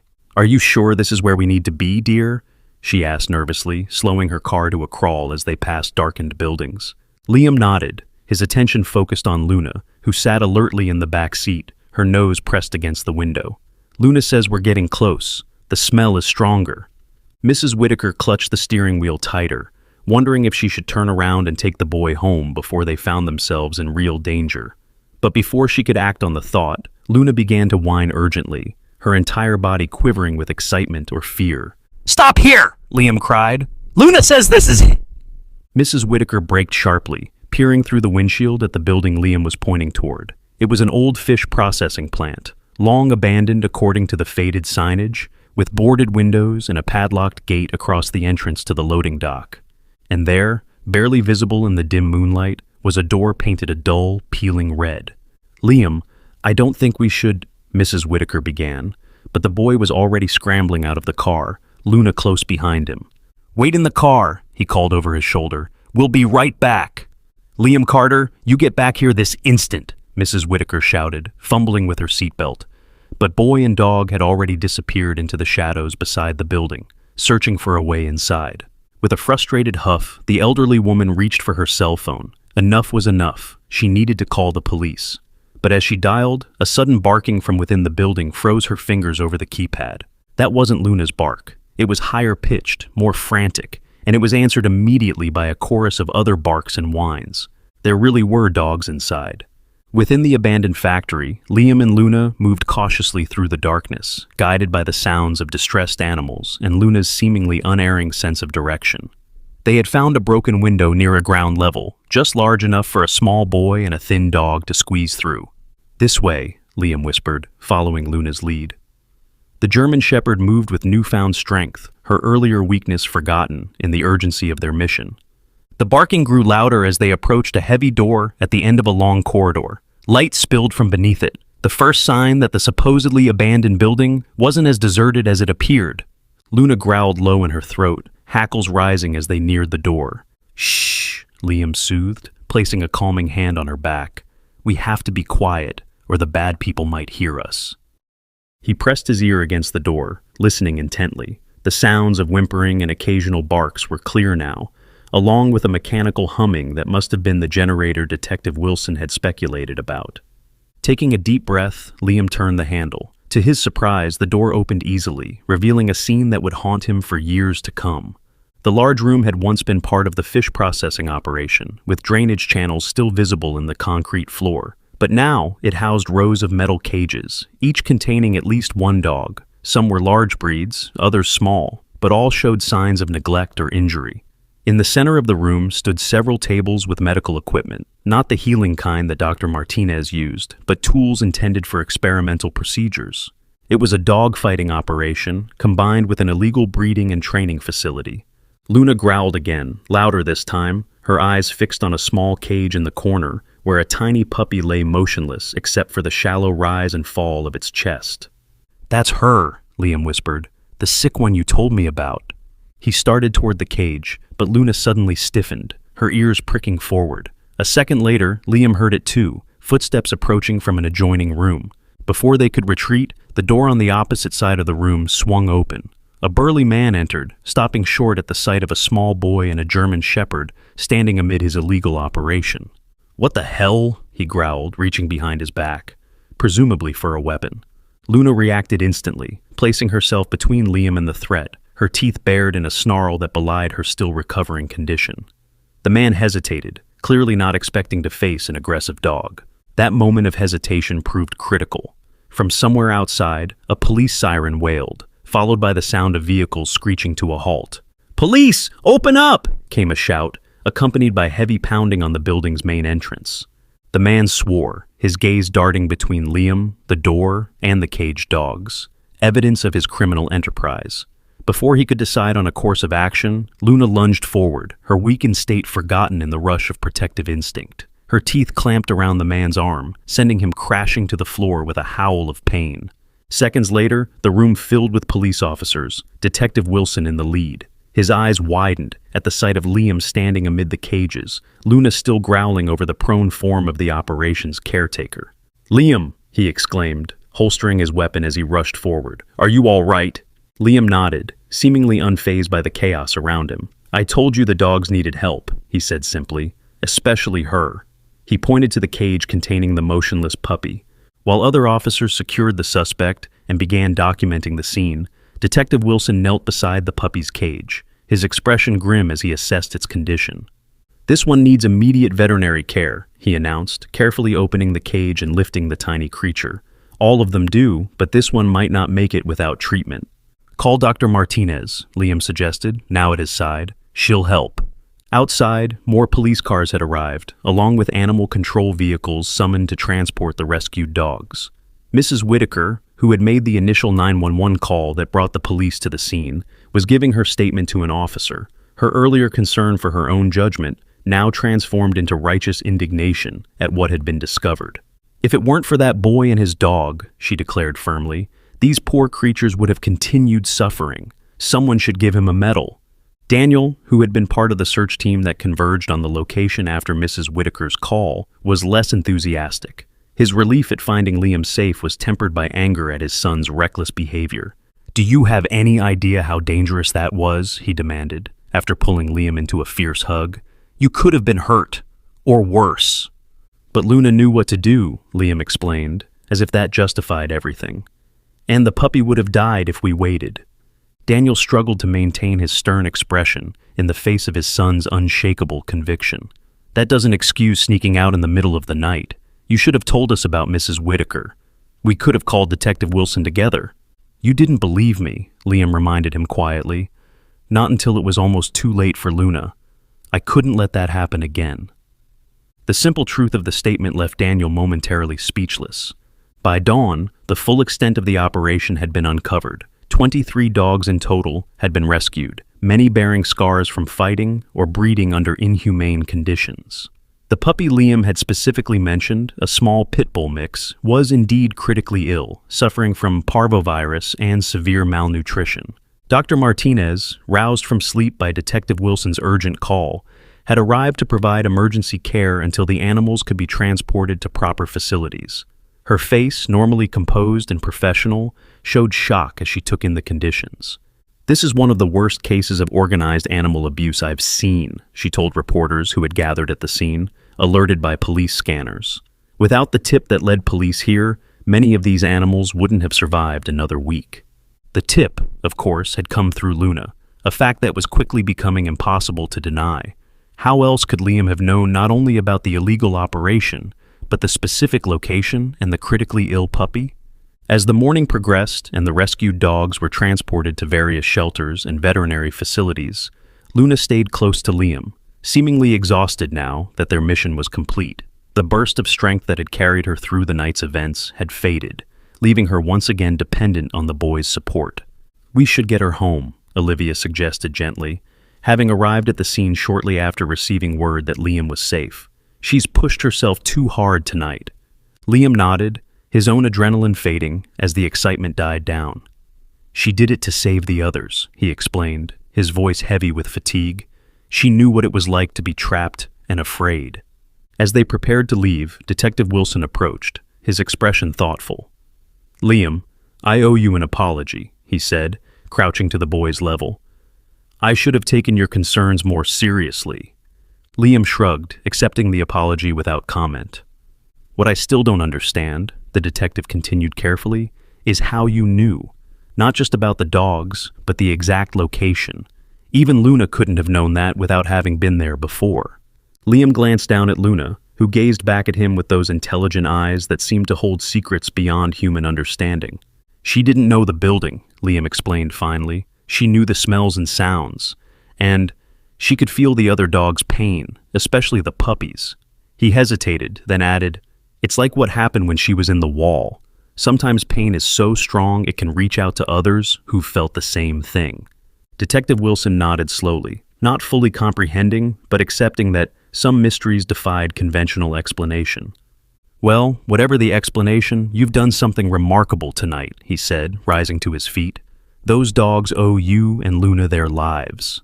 News of the raid spread quickly, with headlines proclaiming, "Boy and Miracle Dog lead police to illegal fighting ring," and "The Dog Whisperer strikes again, child's uncanny bond saves lives." Videos of the rescue operation, showing Liam and Luna amid the chaos, went viral within hours. Dr. Elena Vasquez, working tirelessly to stabilize the rescued puppy, found herself inundated with interview requests from media outlets, eager to explore the scientific possibilities behind Liam and Luna's connection. "I'm a veterinarian, not a parapsychologist," she told one persistent reporter. "What matters is that these animals have been saved from horrific conditions. How Liam knew about them is secondary to the fact that he acted on that knowledge." But privately, Dr. Martinez was increasingly convinced that something truly extraordinary was at work, something that might revolutionize our understanding of the bond between humans and animals, if only science could find a way to explain it. As for Liam and Luna, they seemed unconcerned with the growing sensation their actions had caused. Back at home, both boy and dog slept deeply, recovering from their night's adventure. Luna curled protectively around Liam on his bed, her body forming a shield between him and the world. In sleep, their connection remained unbroken, a silent communion of souls that transcended species and logic, pointing toward mysteries science had only begun to explore. What do you think makes the bond between children and animals so special? Is there something they understand that adults have forgotten? In the days following the raid on the dogfighting operation, Liam became something of a local celebrity. News vans parked outside the Carter home, reporters hoping for interviews with the boy who could seemingly communicate with dogs. Social media buzzed with theories about his abilities, ranging from scientific speculation about heightened empathy to claims of supernatural powers. Through it all, Liam remained remarkably unchanged, a quiet 5-year-old whose primary concern was Luna's well-being and the recovery of the rescued dogs, especially the sick puppy he had risked so much to save. "Any news about her?" he asked Dr. Martinez during Luna's checkup 3 days after the raid. The veterinarian had taken personal charge of the critically ill pit bull mix, whom the shelter staff had named Hope. "She's still fighting," Dr. Martinez replied, her expression cautiously optimistic. "The IV fluids and antibiotics are helping, but she's not out of danger yet." "Can I see her?" Liam asked immediately. Dr. Martinez glanced at Olivia, who nodded her permission. "I don't see why not. Maybe it would even help her. Heaven knows your presence has worked wonders for Luna." Indeed, Luna's recovery had accelerated remarkably since the night of the raid. Rather than setting her back, as Dr. Martinez had initially feared, the adventure seemed to have awakened something in the German Shepherd, a renewed purpose that manifested in improved appetite, increased energy, and a determination to regain her strength. "It's as if saving those other dogs healed something inside her," Dr. Martinez commented as she completed Luna's examination. "Not just physically, but emotionally. She's a different dog than she was a week ago." Luna wagged her tail at the praise, her eyes bright and alert, body lean but no longer emaciated. The pressure sores had healed, and her coat was regaining its healthy shine. Later that afternoon, Olivia drove Liam to the veterinary clinic where Hope was fighting for her life. The tiny puppy lay in an oxygen-enriched enclosure, multiple tubes and monitors attached to her frail body. She appeared to be sleeping, her breathing shallow but steady. "She looks so small," Liam whispered, pressing his hand against the clear wall of the enclosure. "She is small," Dr. Martinez confirmed, "and she's been through a lot. The virus damaged her intestines, and she was already severely malnourished. We're doing everything we can, but—" She didn't need to finish the sentence. Everyone understood that Hope's chances were slim. Can I talk to her? Liam asked. Like I talked to Luna? Dr. Martinez hesitated, then nodded. I don't see how it could hurt. I'll adjust the enclosure so you can reach in and touch her, but be very gentle, and be careful not to disturb any of the tubes. Once the adjustments were made, Liam carefully slipped his hand into the enclosure, his small fingers lightly brushing against Hope's patchy fur.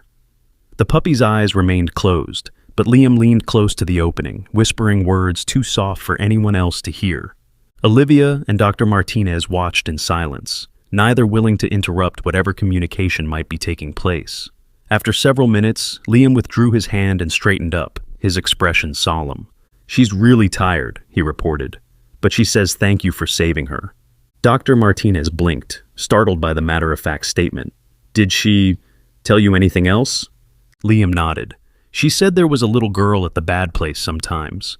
The girl would sneak in and give the dogs water when no one was looking. Hope liked the girl. She was kind. The veterinarian and Olivia exchanged surprised glances. This was new information. Nothing in the police reports had mentioned a child being involved with the fighting operation. A little girl? Olivia asked carefully. Did Hope tell you what she looked like? Liam's brow furrowed in concentration. She had dark hair and braids, and she wore a pink coat with a tear in the sleeve. Hope says the girl cried when they hurt the dogs. Dr. Martinez reached for her phone. I should call Detective Wilson. If there's a child connected to that operation, he needs to know. While the veterinarian made her call, Olivia knelt beside Liam, her expression concerned. Honey, these things you know about Luna, about Hope, about the girl, how do you know them? Can you explain it to me? Liam considered the question seriously. It's like, when I look at them, I can feel what they're feeling, and sometimes I see pictures in my head, like memories, except they're not my memories. And this started with Luna? Olivia prompted gently. Liam shook his head. No, I could always do it, a little bit. But it was mostly just feelings before, like knowing when you were sad even when you were smiling, or knowing Grandma was hurt before she called. With Luna, it's different. It's clearer, like she knows how to help me understand what the animals are saying. The simplicity of the explanation was somehow more unsettling than any complex justification would have been. Liam wasn't creating elaborate fantasies. He was describing his experience as naturally as another child might describe learning to ride a bike. Before Olivia could ask more questions, Dr. Martinez returned, her expression troubled. Detective Wilson is very interested in this information about the girl. Apparently, during questioning, one of the men arrested mentioned his boss had a daughter, though he claimed she was never at the facility. Liam's information suggests otherwise, Olivia said. Dr. Martinez nodded. The detective is sending someone over to take a formal statement. If what Hope told Liam is accurate, it could be crucial to the case. The detective who arrived 30 minutes later was not Wilson himself, but a woman named Detective Sarah Chen, who specialized in cases involving children. Her approach was gentle but direct as she interviewed Liam about what Hope had told him. So, this girl would come to the building sometimes, Detective Chen clarified, taking careful notes, and she would give the dogs water when the men weren't looking? Liam nodded. She wanted to help them, but she was scared of her dad. Hope says he hit the girl once when she tried to let one of the dogs out. Detective Chen's pen paused briefly. Her dad? The girl's father was involved with the dog fighting? He was the boss, Liam confirmed, with the casual certainty of someone stating an obvious fact. The other men had to do what he said, or he'd hurt them too. This information aligned with what the police had begun to suspect, that the operation was run by a man named Victor Reyes, who had so far eluded capture. If the girl was Reyes's daughter, she might be both a victim and a crucial witness. Did Hope tell you the girl's name? Detective Chen asked. Liam shook his head. The men called her kid or brat, but she told the dogs her name was Sophie. The detective made a final note, then closed her notebook. Thank you, Liam. This is very helpful information. She turned to Olivia. Mrs. Carter, we'd like to have a child psychologist speak with Liam, if that's all right with you. Standard procedure in cases like this. Cases like what exactly? Olivia asked, a protective edge to her voice. Detective Chen chose her words carefully. Cases where a child witness provides information that couldn't have been obtained through conventional means. We want to ensure we understand the full context of Liam's insights. What she didn't say, but what Olivia understood, was that the police wanted to rule out the possibilities that Liam had somehow been involved with or exposed to the dogfighting operation prior to the raid. The suggestion was absurd, of course, but procedure was procedure. Fine, Olivia agreed reluctantly, but I'll be present for any interviews. Of course, Detective Chen assured her. We'll arrange it for tomorrow, if that works for you. After the detective left, Liam asked to spend a few more minutes with Hope before they headed home. The puppy seemed slightly more alert now, her eyes occasionally opening to look at the boy who sat beside her enclosure. She's fighting harder now, Liam told Dr. Martinez confidently. She wants to meet the other dogs when she gets better, especially Luna. The veterinarian smiled, touched by his optimism. We'll make sure she gets that chance. The next day's interview with the child psychologist, Dr. Rebecca Winters, went better than Olivia had feared. The woman was kind and non-confrontational, framing her questions as a conversation rather than an interrogation. So, when you're with Luna or the other dogs, it's like you can understand what they're feeling? Dr. Winters asked, after establishing rapport with Liam. Liam nodded. Not just feeling, thinking too. Dogs think differently than people, more in pictures and smells, but Luna helps me understand. And Luna is special, different from other dogs you've known? Luna understands things better, Liam explained. She knows how to put the pictures in order so they make sense to me, and she remembers more clearly than other dogs. Dr. Winters made a note, her expression thoughtful. Have you ever met Sophie, the little girl from the building? Liam shook his head firmly. No, I only know what Hope told me about her. And you're absolutely certain you've never been to that building before the night of the raid? Never seen any of those dogs before? Just in the pictures Luna showed me, Liam insisted. After nearly an hour of gentle questioning, Dr. Winters seemed satisfied. She spoke briefly with Olivia in private, her assessment surprisingly open-minded. Liam is an extraordinarily empathetic child, she concluded. Whether his abilities extend to actual communication with animals, as he believes, or represent an unusually developed form of intuition, is beyond my capacity to determine. What's clear is that he genuinely believes he's receiving information from the dogs, and that information has proven accurate in ways that can't be easily explained. So, you don't think he's making it up? Olivia asked, relieved. Dr. Winters shook her head. Not at all. Liam's descriptions are too consistent and too detailed for fabrication, especially given his age. Whatever is happening, it's real to him. And given the verified outcomes, finding Luna, leading police to the fighting ring, the details about Sophie, I'd be hesitant to dismiss it entirely. Armed with Liam's information about Sophie, police intensified their search for Victor Reyes and his daughter. 3 days later, Detective Wilson called with news.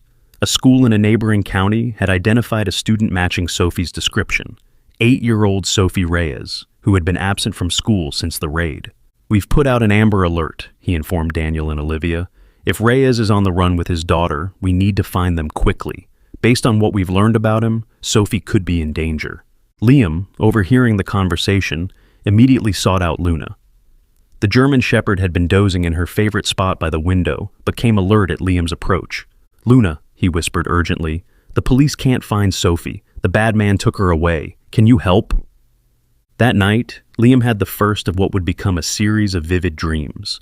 In them, he saw through Sophie's eyes, a frightened child being driven from place to place by an increasingly desperate man.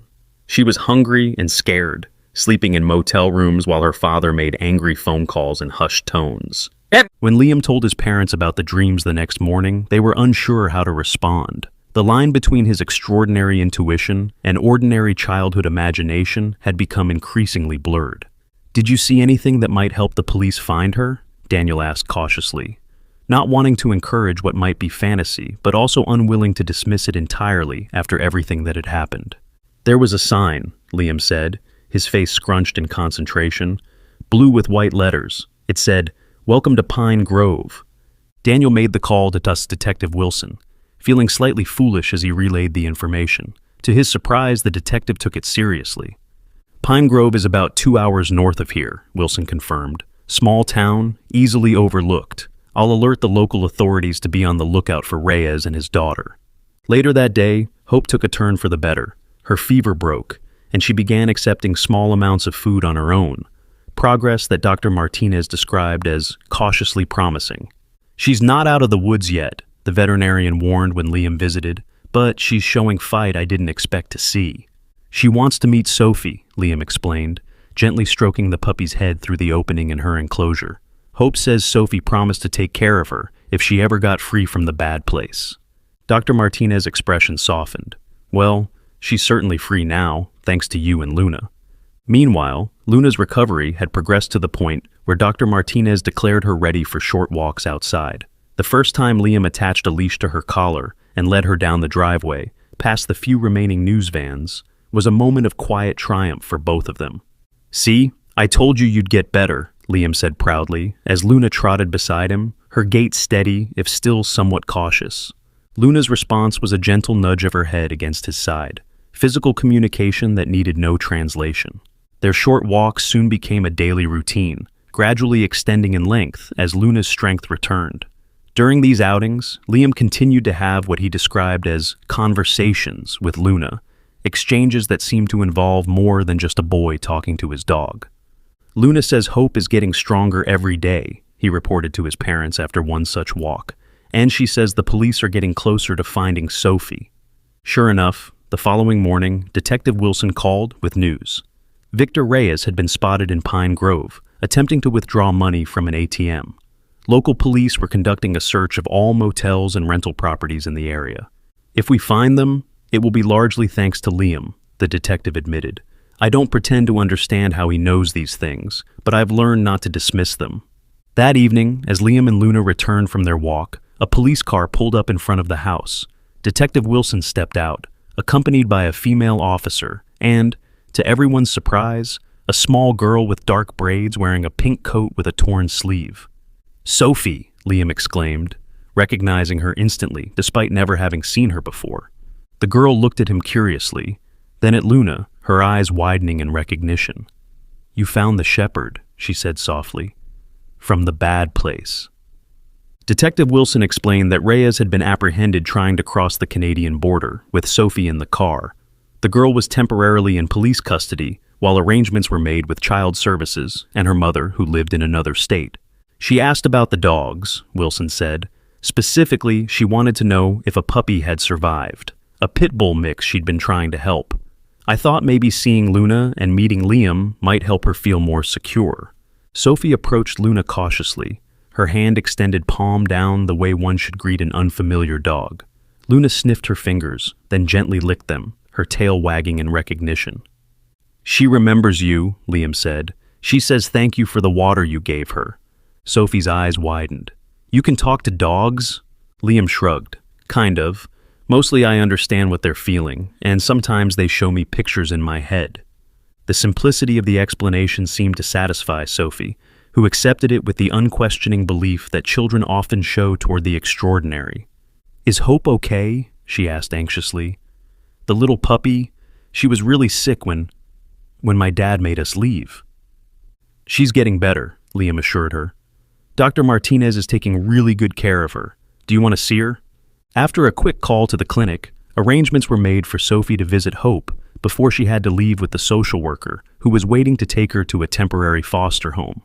At the clinic, the reunion between girl and puppy brought tears to everyone's eyes. Hope, who had indeed been improving steadily, became animated at the sight of Sophie, her tiny tail wagging furiously as she struggled to get closer to the glass wall of her enclosure. "She knows you," Liam confirmed, watching the interaction with a smile. "She's really happy you're okay." Sophie wiped tears from her cheeks. "I wanted to help all the dogs, but my dad would get so angry. I was scared of what he would do if I told anyone." Dr. Martinez knelt beside the girl. "You did help them, Sophie. Without the water you gave them, many might not have survived until they were rescued. And now, thanks to Liam and Luna, they're all safe." "What will happen to them?" Sophie asked, her hand pressed against the glass, mirroring Hope's paw on the other side. "They'll go to good homes," Dr. Martinez promised. "Homes where they'll be loved and cared for properly." Sophie's gaze dropped. "I wish I could keep Hope. I promised her I would." Dr. Martinez exchanged glances with Detective Wilson and the social worker who had accompanied them. "Well, that might be possible, eventually. But right now, both you and Hope need time to heal. Maybe when you're settled with your mom and Hope is fully recovered, we can talk about it again." The suggestion brightened Sophie's expression. "Really? You think my mom might let me have her?" "We'll certainly try to arrange it," the social worker assured her. "From what your mom has told me, she feels terrible about what happened and wants to make things right for you." As they prepared to leave, Sophie turned to Liam. "How did you know where to find the dogs? And how did you know about me?" Liam glanced at Luna, who sat patiently beside him, then back to Sophie. "Luna told me, and then Hope told me about you." Sophie accepted this explanation without question. "Thank you," she said simply, hugging first Liam and then more carefully Luna. "Thank both of you." In the months that followed, Luna's recovery continued to amaze Dr. Martinez and everyone who had been involved in her rescue. By the 6-month mark, she had regained her full weight and strength, with only a few small scars remaining as evidence of her ordeal. Hope, too, made a remarkable recovery. After weeks of intensive care, she grew into a playful, healthy puppy. True to their word, the authorities worked with Sophie's mother to arrange for Hope to join their household once Sophie was settled, a reunion that brought joy to everyone involved in the case. The other dogs rescued from the fighting operation found homes with carefully vetted adoptive families, many of whom had followed the story in the news and specifically asked to give a forever home to one of the survivors. As for Liam and Luna, their bond only deepened with time. Luna rarely left the boy's side, accompanying him to school, where she was granted special permission as a therapy dog, to the park, and even to the hospital visits Liam began making to cheer up sick children. Word of Liam's special connection with animals spread, leading to occasional requests for his help with particularly traumatized rescue dogs or situations where understanding an animal's behavior might prevent euthanasia. With his parents' careful supervision, Liam selectively agreed to these requests, always with Luna by his side as his interpreter and protector. Dr. Marcus Reed, the researcher Dr. Martinez had mentioned months earlier, eventually came to observe Liam and Luna, bringing scientific curiosity to what many had dismissed as impossible. What we're witnessing here may be the first documented case of interspecies communication that goes beyond basic training or conditioning, he explained to Daniel and Olivia after several observation sessions. Liam appears to have access to information that he couldn't possibly know through conventional means.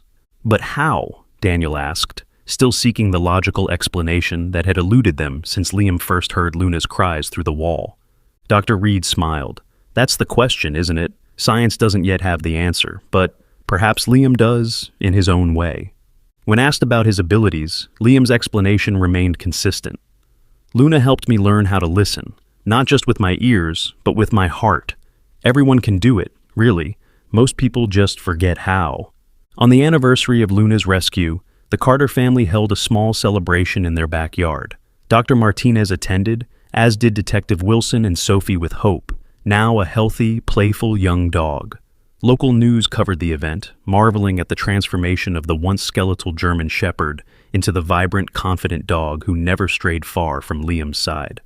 "It's been quite a year," Olivia commented, watching as Liam, Sophie, and several neighborhood children played with Luna and Hope on the lawn.